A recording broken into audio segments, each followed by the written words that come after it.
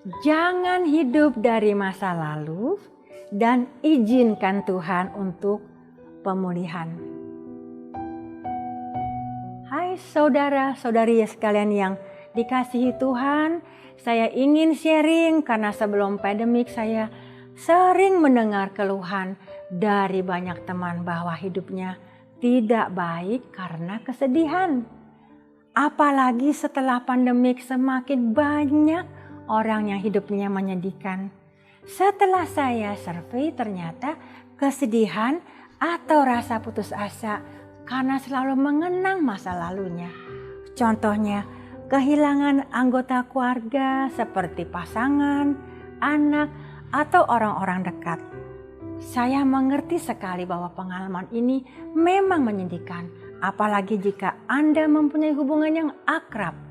Tetapi kalau kita tetap mau menikmati masa lalu, ada bahayanya karena kita tidak bisa melihat ke depan apa yang Tuhan rencanakan bagi hidup kita.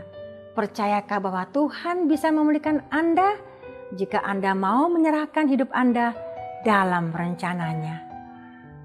Mari kita simak ayat di Alkitab di Mazmur 126. Pengharapan di tengah-tengah penderitaan. Ayat 1, nyanyian ziarah ketika Tuhan memulihkan keadaan Sion, keadaan kita seperti orang yang bermimpi.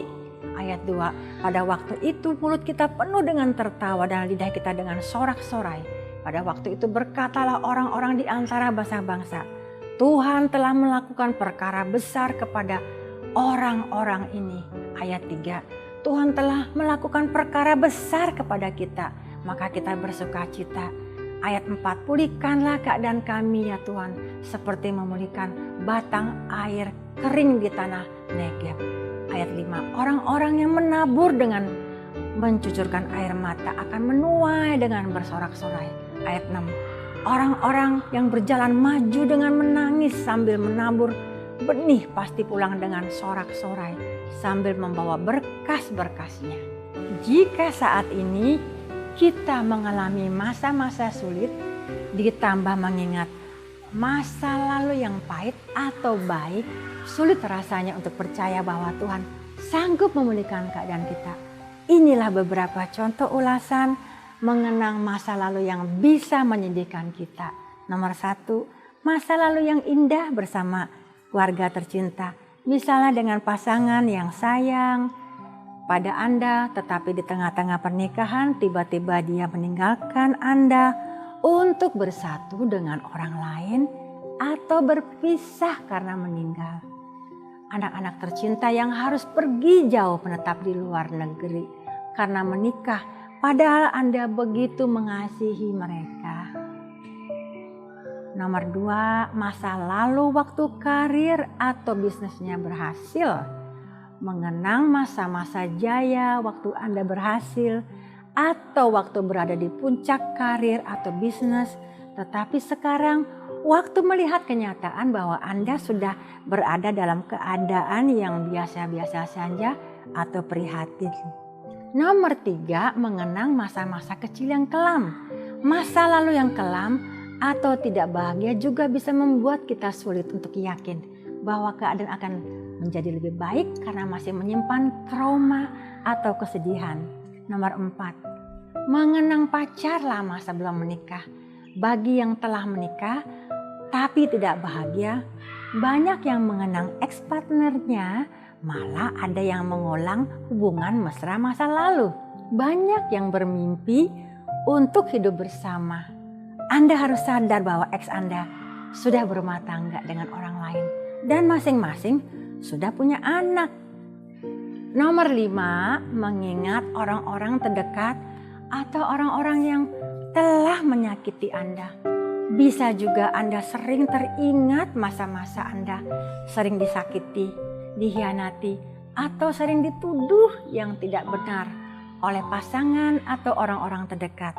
Melupakan orang-orang yang pernah menyakiti atau mengkhianati memang sulit, apalagi untuk memaafkan karena telah terekam luka batin yang dalam. Maukah Anda memaafkan orang-orang yang telah menyakiti Anda supaya Tuhan pun memaafkan Anda dan bisa mengalami masa depan yang lebih baik. Memang sungguh tidak mudah untuk melupakan kenangan masa lalu, baik atau buruk.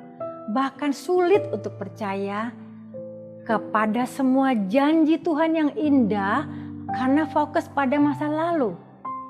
Apa yang harus kita lakukan untuk bisa fokus pada masa depan? Sesuai dengan apa yang tertulis dalam Filipi 4 ayat 4, bersukacitalah senantiasa dalam Tuhan. Sekali lagi, bersukacitalah. Ayat 5, hendaklah kebaikan hatimu diketahui semua orang, Tuhan sudah dekat.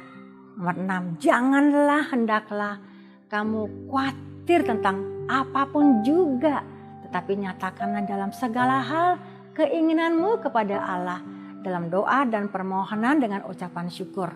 Nomor 7, damai sejahtera Allah yang melampaui segala akal akan memelihara hati dan pikiranmu dalam Kristus Yesus.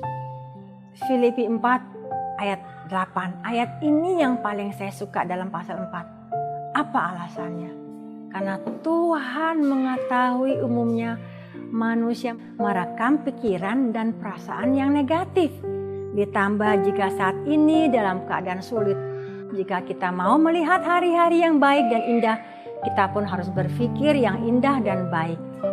Filipi 4 ayat 8. Jadi akhirnya, saudara-saudara, semua yang benar, semua yang mulia, semua yang adil, semua yang suci, semua yang manis, semua yang sedap didengar, semua yang disebut kebajikan dan patut dipuji, pikirkanlah semua itu. Matius 9, tetapi Yesus berpaling dan memandang dia serta berkata, teguhkanlah hatimu, hai anak-anakku, imanmu telah menyelamatkan engkau.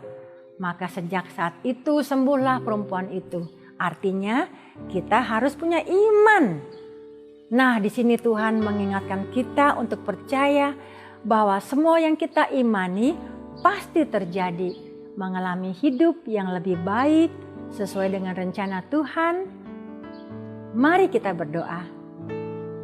Tuhan Yesus, terima kasih telah memberikan saya kekuatan dan ketabahan menjalani hidup ini. Mampukan saya untuk bisa memaafkan orang yang telah menyakiti saya dan bantu untuk bisa melupakan masa lalu yang kelam dan berikan saya iman supaya saya bisa percaya untuk bisa mengalami kebaikan-Mu ya Tuhan, dan mengalami hidup yang berkelimpahan, penuh sukacita dan berkat-berkat lainnya, dan bisa selalu menjadi berkat bagi orang-orang yang mengalami hidup dalam lembah kekelaman. Terima kasih Bapa yang di surga, di dalam nama Tuhan Yesus Kristus dan Roh Kudus saya berdoa, amin. Salam dari saya, Kathy Wenas. Sampai jumpa.